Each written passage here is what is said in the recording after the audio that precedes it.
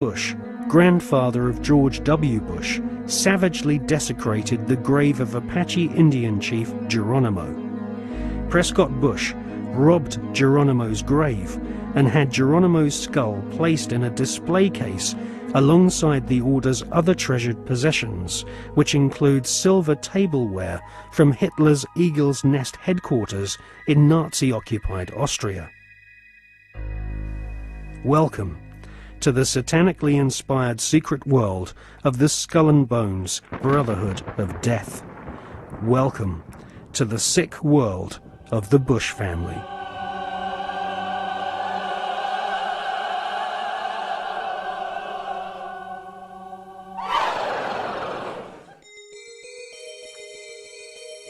The Skull and Bones headquarters is on the campus of Yale University.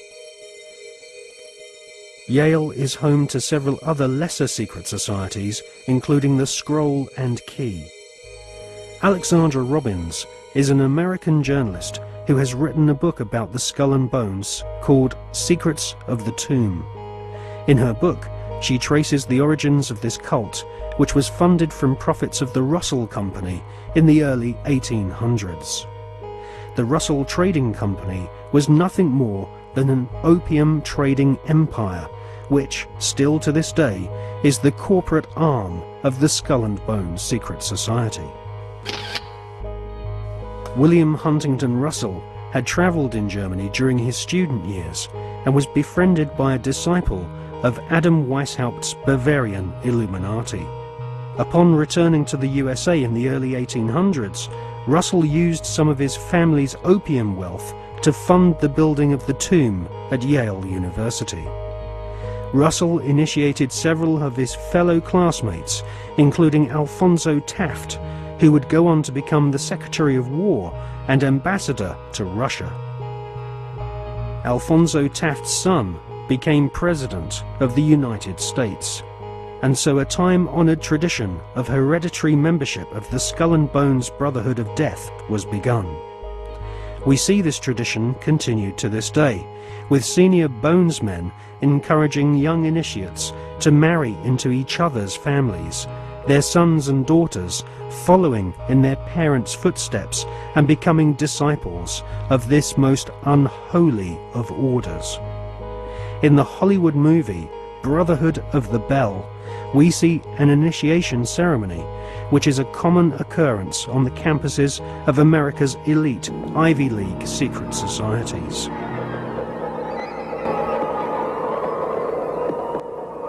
Mr. Patterson, Philip Everest Dunning, Mr. Chad Harmon, Mr. Dunning. Mr. Dunning, the Articles and Letters of the Brotherhood.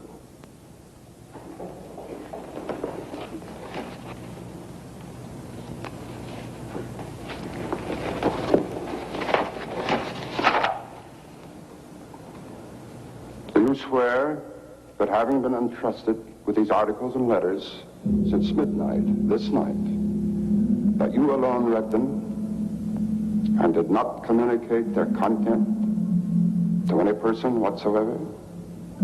I so swear. Having so sworn, are you now prepared to go forward? I am prepared.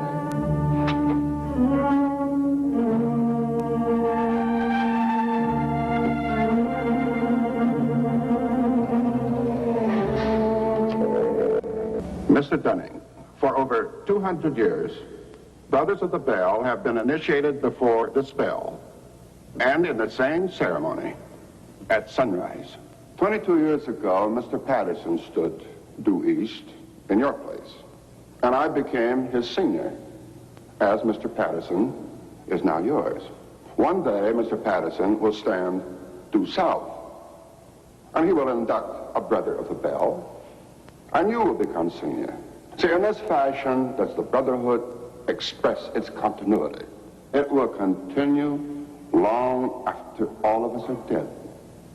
But that continuity depends upon one thing: obedience.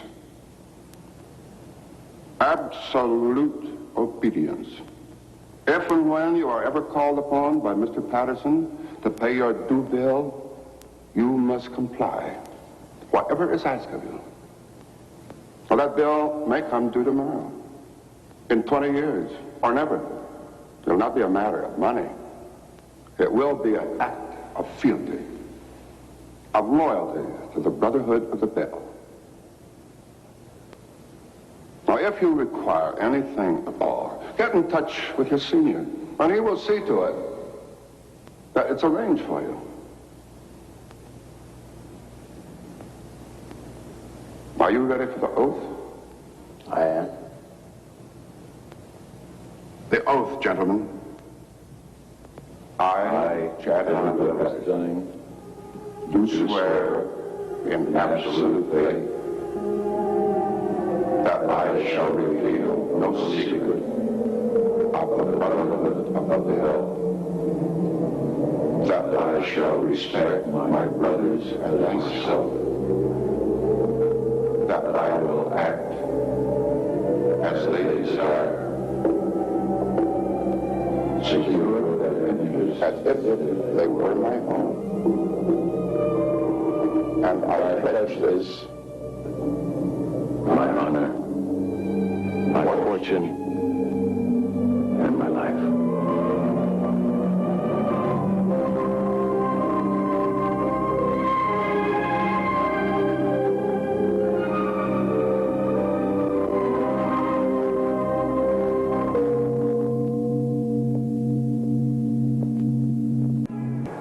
You know, I still find it incredible that I could get anything I want. Anything a man could get with money, privilege, and the best connections. You know, it just occurred to me that we're part of the establishment now. Not part. The establishment.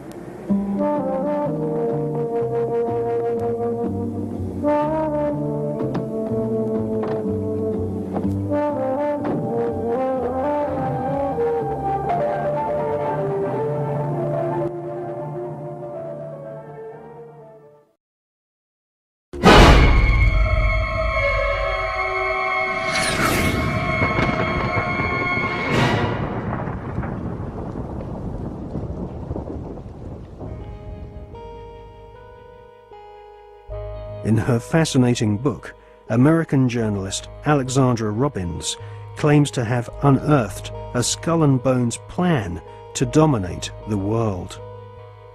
One can't help recognizing the fact that in the 170 years since the formation of the Skull and Bones Society, it has members in the most influential jobs all over the world.